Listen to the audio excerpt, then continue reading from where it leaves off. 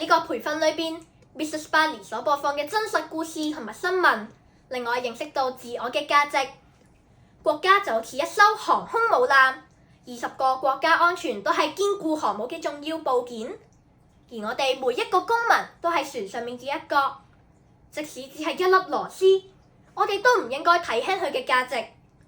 雖然我只係一個小學生，但係我一啲都唔渺小。我明白到守護國家要由我去開始，養成良好嘅品格。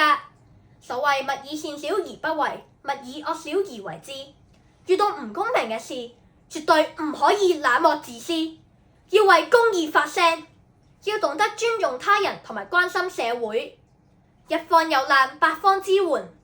只要每個人都出一分力，哪怕遇上驚濤大浪，只要積少成多，就可以推動國家安定繁榮向前行。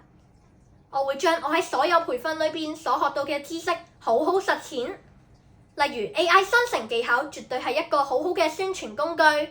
我會加以利用教識大家辨真偽、防詐騙、拒毒品，時刻提醒大家避免受騙，以防墮入法網。